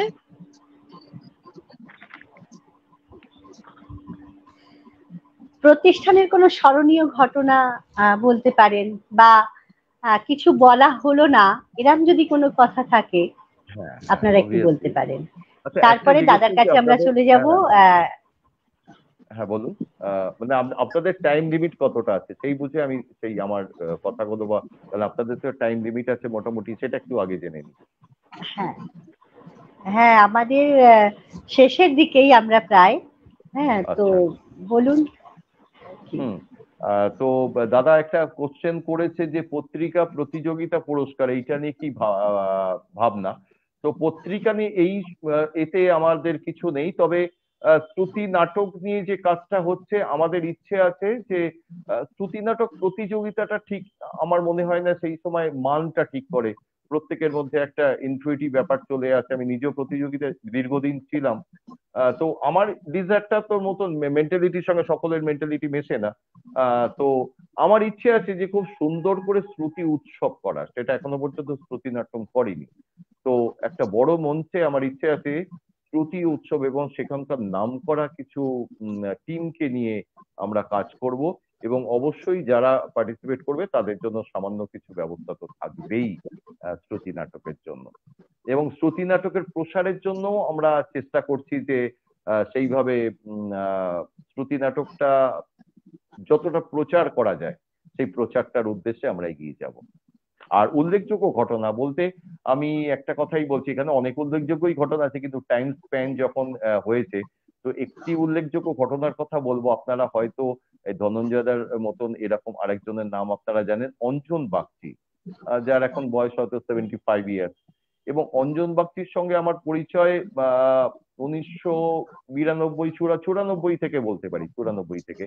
বিভিন্ন সময় ওনার অনেক নাটক করেছি, করতে করতে মানুষটার সঙ্গে এইভাবেই আলাপ হয়ে গেল, পরিচয় হয়ে গেল, মেশা হয়ে গেল, এবং হতে হতে কোথায় যেন একটা আপন হয়ে গেছিলাম। এবং সেই সময় হতে হতে তখন অঞ্জনদা এক সময় আমাদের কোহেলিকেও ভীষণ ভালোবাসতো। বললো তোমাদের জন্য একটা নাটক লিখে দেবো, এই নাটকটা কিন্তু তোমরা কাউকে দিও না, এটা তোমরাই করবে। তো এই যখন কথা বললো, আমাদের বুকের মধ্যে একটা, মানে যাকে বলে, এরকম কেউ যদি বলে বা ধনঞ্জয় দা যদি কোনো সময় বলে, এটা আমাদের দারুণ লাগবে। কোনো আমার পছন্দের নাট্যকার যদি কোনো আমাদের জন্য কিছু বলেন সেটা। তো সেই সময় অঞ্জন দা যখন এই বললেন, অঞ্জন বাগচি অসাধারণ লিখতেন, অঞ্জন বাগচি। তো একটি নাটক উপহার দিলেন, তো দিয়ে বলেন এই নাটকটা হচ্ছে আহ একটি বিখ্যাত মানুষ, এই বিখ্যাত মানুষটা কিন্তু ওইভাবে ইন্ডিকেট করা হচ্ছে না, কিন্তু লোকে অভিনয় করতে করতে ধরে ফেলবে বিখ্যাত মানুষটা কে। তো বিখ্যাত মানুষটা কিন্তু উত্তম কুমার, এবং উত্তম কুমার এবং সুপ্রিয়া দেবীর লাস্ট ইন্টারভিউ, এরকম একটা, সবই বানানো, মানে ক্রিয়েটিভ কাজটা। আদৌ এটা ঘটেনি, কিন্তু ঘটেছে কিনা সেটা আমি বলতে পারবো না। কিন্তু অঞ্জনদা ওইখানে দেখিয়েছেন যে দুজন আর কি, মেরিনা রায়ন বলে দুজন উত্তম কুমারের ইন্টারভিউ করতে যাবে, তো সঙ্গে সুপ্রিয়া দেবীকেও কভার করবে। সরি, হ্যাঁ, সুপ্রিয়া দেবীকে কভার করবে। তো সেই নাটকটা যখন দিলেন আমাদের তো থ্রিল, মানে আমি সারা রাত ঘুমোতে পারিনি। এরকম একটা ক্যারেক্টার করব, মানে আমার জীবনের তো স্মরণীয় ঘটনা লাস্ট ছদ্মবেশীতে, ছদ্মবেশী অনেক পরে হয়েছে, অনেক পরে, আমি বোধহয় ছদ্মবেশী কোহেলি বলতে পারে কবে করেছি, আমার ঠিক এই মোমেন্টে মনে হচ্ছে না। তো যাই হোক, তো এরকম একটা ক্যারেক্টার শ্রুতিতে করব, এবং সেখানে আমি উত্তম কুমারের অভিনয়টা করব। তো কি এর একটা থ্রিলিং হয়েছিল। তো যাই হোক, সেই থ্রিলিং এর শেষ পোস্টটাতে যেটা আমার বলার কথা, উল্লেখযোগ্য ঘটনাটা বটেই, তো শেষ যেখানে একটা ফিনিশিং আছে, কোথায় যেন ফিনিশিংটা একটু আহ শেষ হয়ে গেল। তো আমি তখন আমি একটু ডেসপারেটলি কথা বলতে ভালোবাসি, তাতে কেউ আমাকে গালাগাল দিলে গালাগাল দেবে, আমার তাতে কিছু যায় আসে না, যেহেতু আমি নাট্যকর্মী, আমার নাটকের প্রয়োজনে আমি বলতে পারি। তাই আমি বললাম, অঞ্জনদাকে বললাম, দাদা একটা কথা ছিল। বললো, আমি তো এখন সাঁওতাল পরগনায়, আমি তো কাজে এসেছি, এখন বলো কি বলবে। বললাম, দাদা এই নাটকের শেষটা আমার ভালো লাগছে না। মানে আমি বলেই না ভাবছি এই বুঝি দাদা আমার থেকে স্ক্রিপ্টটা নিয়ে নেবে। উনি মানে প্রায় 1 মিনিট চুপ করে রইলেন। আমি ভাবলাম আমার থেকে বোধহয় ওনার সঙ্গে সম্পর্ক চলে গেল। ওকে, ঠিক আছে, তুমি একটা কাজ করো, তুমি 3 দিন ওয়েট করো, আমি 3 দিন বাদে দেখছি কি করা যায়। দাদা আমার কিন্তু 1 সপ্তাহ বাদে একটা কম্পিটিশন আছে, আমি কম্পিটিশন করতে যাবো আলমবাজারে। আচ্ছা ঠিক আছে, দেখ, ভাবছি। তো আমি 3 দিন কোনো কথা বলে নাই, বললাম গেল, আমার নাটকও গেল, সব গেল, দাদার সঙ্গে রিলেশনও চলে গেল 3 দিন বাদে। তো নাটকটা ফিনিশিংটা এমনি শেষ হয়েছিল, মানে ওদের একটা এ দিয়ে। 3 দিন বাদে যেটা বলতে চাই, মানে আমার এখনো বললে আমার গা দিয়ে কাঁটা উঠছে, উনি যেটা লিখে দিলেন এবং লিখে প্রিন্ট আউট করে, মানে লিখে সেইটাকে বাই কুরিয়ার, সুপারফাস্ট কুরিয়ার দিয়ে আমার হাতে পাঠিয়ে দিলেন। 3টে পেজ, মানে একটা পেজকে 3টে পেজ করে দিলে, এবং সেই 3টে পেজের নাটকটার সঙ্গে, মানে নাটকে একটা বাস্তুহারা লাইফ, মানে মানে ভারতের চিত্রটা একটু তুলে ধরতে চেয়েছেন ওই দুজনে, মারিনা রায়ন বলে, মানে কিছুটা ইন্টারভিউ, দেশের ব্যাপার আছে, দেশের খেটে খাওয়া যে মানুষটা, যেটা ঋত্বিক ঘটক করতে চেয়েছেন সেইটা, এবং তার সঙ্গে উত্তম কুমারের আছে, তার সঙ্গে সুপ্রিয়া দেবীর ওই ডায়লগটা ছিল, আমরা সেটা বাংলা একাডেমিতে করিয়েছিলাম একবার, রঞ্জনা মঞ্চ আর সত্যপ্রিয় সরকার কি নাটকটা করেছিলাম, যে একটা ডায়লগ, দাদা আমি বেঁচে আছি, এই ডায়লগটা আমরা কেউ ভুলবো না। দূর থেকে, দাদা আমি বেঁচে আছি। তো এই ডায়লগটা একটা অসাধারণ। তো শেষে যখন দেখলাম উনি সেখানে ঋত্বিক ঘটক, ওখানে তো ডাইরেক্ট ঋত্বিক ঘটক লিখতে পারেন না, তাহলে তো নাট্যকারের এ হয়ে যাবে, উনি লিখেছেন পথিক ঘটক, পথিক রায় ঘটক। তো ঋত্বিক ঘটক, তার সঙ্গে বাংলা, তার সঙ্গে মানে বিড়ি খাওয়া, পুরো ব্যাপারটা দিয়ে ফিনিশিং করেছেন অসাধারণ। তো আমি মিনিট 5-6 আমি টাইম পেতে পারি কি? তাহলে আমি যাচ্ছি, আপনাদের কিছু কিছু হ্যাঁ, কি বলছে, নিশ্চয়ই, নিশ্চয়ই, নিশ্চয়ই পেতে পারেন। এইটাই আমাদের, এবং আমার সেই সময় অভিনয় করেছিল কোহলি সেন, মেন আমাকে চেস করেছিল। তো সেই চেসের সময় তো আমি চেষ্টা করছি, এটা নাটকটা যতটা, এটা ফোনের মধ্যে দিয়ে এতটা সম্ভব নয়, তবু আমি চেষ্টা করছি। তো একটা সময় তো কোহলি বলছি, মেরিনা যে ক্যারেক্টার ছিল, মেরিনা রায়ন, দুজনে উত্তম কুমারের ঘরে ঢুকলো। তখন ঢুকে বলছে যে তখন ঢোকার সময় একটা পেন্ডুলামের ঘড়ি বাজছে, তখন বলছে, আমার এই দাদামশাই ঘড়িটা ইদানিং 7 মিনিট স্লো চলছে, কিছু মনে করো না, তোমরা একটু আগে এসে পড়েছো। আমরা ঠিক 9টায় আপনার দরজা নক করেছি, আপনার কেয়ারটেকার বংশীদার দরজা খুলেছে, জিজ্ঞেস করুন। Thank you, welcome. এত দীর্ঘ নিঃশ্বাস ফেলেন আপনি? না না না, আমি ভাবছিলাম আমার হাতটা যদি নক করতে একটু দেরি করতো ওই পাজিটা, তাহলে ইজি চেয়ারে কাত হয়ে পড়ে থাকায় নিখিলেশ চৌধুরীকে তোমরা পেতে না, এখনো চুটিয়ে কাজ করতাম, অবশ্যই ফিল্মে, তোমাদের এই ছোট বাক্সের জন্য নয়। পাজি, পাজিটা কি? আমি হার্ট অ্যাটাকের কথা বলছি, অ্যাকিউট করোনারি সিনড্রোম। ও ঠিক আছে, আমরা দেরি করব না, আপনি যদি পারমিশন দেন তাহলে ঘরের ভেতরটা একটু সাজিয়ে নি। বংশীদা আপনি একটু হেল্প করুন। Rayan, any suggestion? আচ্ছা একটা কাজ করি, ফিল্মফেয়ার অ্যাওয়ার্ডের স্ট্যাচুটা স্যারের পাশের টেবিলে রাখি। না না না না না, রায়ন একটা কাজ কর, বরং শোকেস থেকে রাদার দ্য থিঙ্কার স্ট্যাচুটা পাশে রাখ। আরে বাবা, নিখিলেশ চৌধুরী শুধু একজন ফিল্মি হিরো ছিলেন না, উনি একজন থিঙ্কার শিল্পীও বটে। থ্যাংক ইউ আমার বাঁশটা অকেশো, নইলে আমি আমি হাততালি দিতাম। ইউ আর জিনিয়াস, বুঝলাম না রায়ন শুধু কন্ট্রাস্টের কথাটা ভেবে দা থিঙ্কার স্ট্যাচুটার কথা ভাবছে, আর তুমি সেটাকে জাস্টিফাই করছো যদি আমি অসন্তুষ্ট হই। হ্যাঁ, আপনি টের পেয়ে গেছেন। ঠিক আছে, আর সুগার কোটিং কথা বলবো না। যোগিন্দর দা, মেকআপ কিটটা পেছনের সিটের উপর একটু দিয়ে যাও তো। বংশীদা, একটু মশারিটা খুলে নিয়ে যাও। আর হ্যাঁ, ওষুধের বাক্সটা আপনাকে একটু মেকআপ করিয়ে দিই একটু হালকা করে। নো, কেন? মেহেদি মেকআপ বক্স বলে অনেক ফিল্মেই আপনার ঠোঁটের লিপস্টিক বোঝা গেছে, এমনকি ব্ল্যাক অ্যান্ড হোয়াইট ফিল্মেও। তোমরা বংশীদাকে চেনো না, ও কিন্তু আমার মশারি তোলার জন্য লোক নয়। না, উনি তো আমাদের সেইভাবেই পরিচয়টা দিলেন, সেটা ওর মহানুভবতা। তোমরা জানো নিউ থিয়েটার স্টুডিওতে আমার জন্য একটা আলাদা মেকআপ রুম ছিল। Note it down, note it down, note it down. এই নিখিলেশের মুখের ওপর, এই নাকের পাঠায় চিবুকে এই লোকটার আঙুলগুলো ফাউন্ডেশন, মেকআপ, গ্লিসারিন দিয়ে নাড়াচাড়া না করলে আমি শর্ট দিতে পারতাম না। আর এই বংশীদাই হেতো বাঙালি নিখিলেশকে অস্ত্ররাগ ফিল্মে স্পার্টাকাস বানিয়ে দিয়েছিল, আর আজ তাকে কেউ চেনে না। তাই আমার সাথে থাকে এই আউট হাউসে, চৌকুপি ঘরে শোয়ে আমার মশারি তোলে, আমাকে এই ব্যালকনিতে নিয়ে গিয়ে বসায়। আমারই মতন একটা একটা বাতিল মানুষ, একটা বাতিল। এইটা একটা অংশ। এরপরে যেই অংশটা মানে শেষ জায়গাটা, যেটা আমি জানি না আমি করতে পারবো কিনা, আমার এখনো মানে শরীর কাঁপে লাস্টের জায়গাটা। যখন এই নাটকটা চলছে, এই হ্যাঁ, তো এই সমস্ত কিছু দিয়ে মেয়েটি একটি চ্যানেলকে দেবে। তো হট করে একটা ফোন এলো যে কি ব্যাপার, ওই চ্যানেলটা এটা ফোরকাস্ট করবে না। তার মানে এই ইন্টারভিউ, এই খেটে খাওয়া মানুষগুলোর আমি ছবি দেখাতে পারবো না। তা তখন নিখিলেশ চৌধুরী একটু চুপ করে গেলেন। চুপ করে গিয়ে বললেন যে কি ব্যাপার, আকাশ না থাকলে কি হবে, বাতাস আছে, পাতাল আছে, চ্যানেলের জন্য তোমরা কোনো চিন্তা করো না, আমি নিজে তোমাদের চ্যানেল দেবো, সেই চ্যানেলে তোমাদের এইটা বেরোবে। Thank you sir. হ্যাঁ, থ্যাংক ইউ বলার কিছু নেই। তো সেই সময় তখন এতটা উত্তেজিত হয়ে গেছেন নিখিলেশ চৌধুরী যে চিন্তা করা যায় না। তখন সেই বলছে যে এই বাস্তুহারা মানুষগুলো যন্ত্রণার ছবি আমি তুলে ধরবো না, আমাকে ধরতেই হবে। আর তোমরা এত কষ্ট করে রেখেছো, এসব আমি আমি আমি সব দেবো, সব সব সব সব সব করবো। তখন ও এতটা উত্তেজিত হয়ে গেছে যে তখন সুপর্ণা মানে সুপ্রিয়া দেবী বলছে, তুমি এত উত্তেজিত হচ্ছ কেন? কেন হব না, কেন হব না, আমি আমি ছেলে মানুষের মতন উত্তেজিত হব।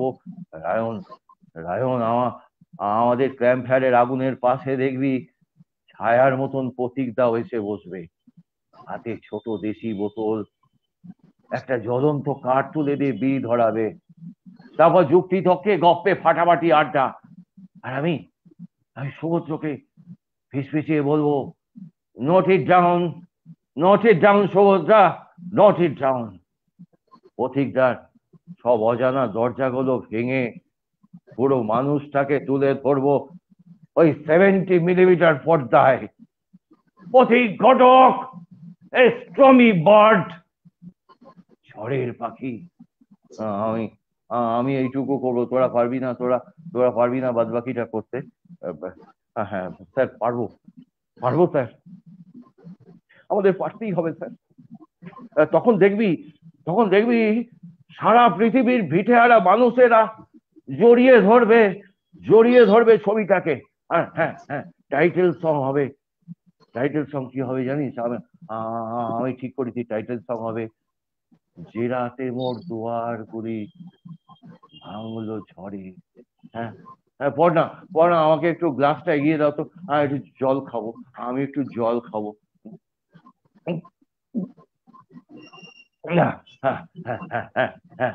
যদি যদি আমাকে সুভদ্র এলাও করে পর্দায়, আমি আমি এই থরথর করতে থাকা যখন পরিচয় লিপিগুলো ওই 70 মিলিমিটার পর্দায় ফুটে উঠবে, আমি তখন গাইবো, আমি গাইবো, যে রাতে মোর দুয়ার গুলি ভাঙলো ঝড়ে, জানি নাই কো তুমি এলে আমার ঘরে, যে রাতে মোর দুয়ার গুলি ভাঙলো ঝড়ে। Thank you very much. চমৎকার চমৎকার লাগলো শুনতে, সত্যি মানে আমি তো সিনেমায় হারিয়ে যাচ্ছিলাম, আমার কেমন যেন মানে চমৎকার হ্যাঁ এক্সপ্রেশন। হ্যাঁ, এই নাটকটার যাই নাম হোক হচ্ছে আমরা ইন্টারভিউ। হ্যাঁ, ইন্টারভিউ নাম দেয় নাটকটা, এবং এখনো করলে মানে দর্শক প্রিন্ট অফ সাইলেন্ট থাকে, এটাই ব্যাপার। আচ্ছা আচ্ছা, তো আমরাও আশা রাখি যে আপনাদের সাথে খুব তাড়াতাড়ি আমাদের সামনাসামনি দেখা হবে, একদম আলাপ হবে, আড্ডা হবে। একদম আমরা একদম। একদম শেষে পৌঁছে গেছি, আর হ্যাঁ, হাতে বেশি সময় নেই। এবার তাহলে আমরা আজকের মতো শেষ করি, খুব শিগগিরই নিশ্চয়ই আপনাদের সাথে আবার দেখা হবে। sure, আর একদম। কথার বাড়িকেও আমাদের শ্রুতিনাট্যমের তরফ থেকে এবং ধনঞ্জয় দাকে, আমার ফেভারিট দাদাকে অসংখ্য অসংখ্য ধন্যবাদ, যে শ্রুতিনাট্যমকে এরকম একটা মিডিয়ার সামনে দাঁড় করানো।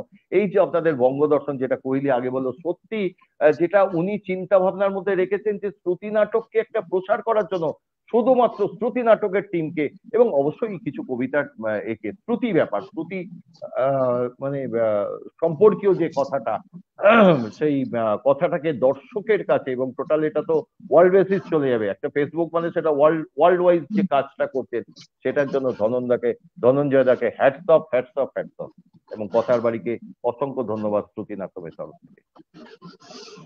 আপনাদেরও অনেক ভালোবাসা, অভিনন্দন, কৃতজ্ঞতা, আর স্যারকেও প্রণাম। আমরা একদম শেষ করার আগে বলে রাখি যে আমাদের পরের যে বঙ্গদর্শনের সংস্কৃতির বঙ্গদর্শনের অনুষ্ঠান, সেটা আছে পরের সপ্তাহের শনিবার, সম্ভবত 27 তারিখ, পর্ব 23 নিয়ে আমরা আবার হাজির হব। আজকের মতো এখানে যারা উপস্থিত ছিলেন তাদেরকে ধন্যবাদ, এবং যারা আমাদের সাথে এতক্ষণ যুক্ত ছিলেন, আমাদের দর্শকরা, তাদেরকেও ধন্যবাদ, শুভেচ্ছা, অভিনন্দন। আর শেষ করার সময় চলে এসছে। শুভরাত্রি। শুভরাত্রি, সকলে ভালো থাকুন। শুভরাত্রি, ভালো থাকবেন সবাই। সকলে ভালো থাকবেন।